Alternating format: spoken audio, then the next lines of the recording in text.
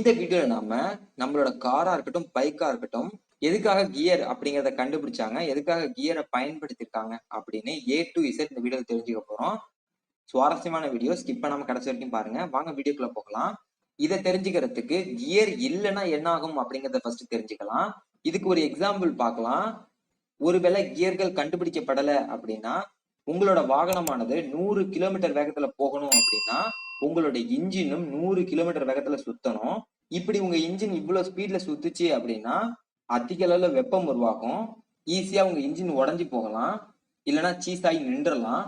அடுத்தது டார்க் சக்தியானது நிக்கிற ஒரு பொருளை மூவ் பண்றதுக்கு நம்மளுக்கு தேவைப்படுற சக்தி. இது அதிக அளவுல தேவை. எடுத்துக்காட்டுக்கு நீங்க ஒரு சைக்கிள் ஓட்டுறதா கற்பனை பண்ணி பாருங்க. சைக்கிளை நீங்க எடுக்கும் போது அதிக அளவுல நீங்க பெடல் பண்ணணும், ஸ்ட்ராங்கா பெடல் பண்ணணும். இதுவே உங்க சைக்கிள் மூவ் ஆனதுக்கு அப்புறம் நீங்க லைட்டா பெடல் பண்ணாலே போதும். சோ நம்ம ஆரம்பத்துல பண்றதுக்கு பேர் தான் டார்க் சக்தி. இந்த சக்தியை கொடுக்கணும் அப்படின்னா உங்க இன்ஜினுக்கு நிறைய பவர் தேவை.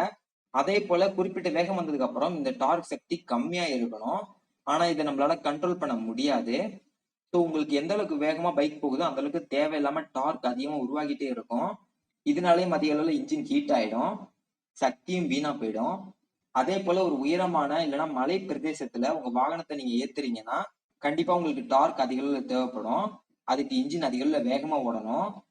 ஸோ ஸ்லோவா ஓடும்போது உங்களுக்கு அதிக அளவுல டார்க் கிடைக்காது. இப்போ உங்களுக்கு தெரிஞ்சிருக்கும் எதுக்காக கியர்கள் கண்டுபிடிக்கப்பட்டது அப்படின்னு.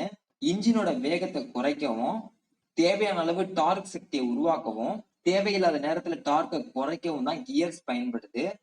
அதே போல கியர்கள் இல்ல அப்படின்னா உங்களோட இன்ஜினோட சைஸும் பெருசா இருக்கணும்.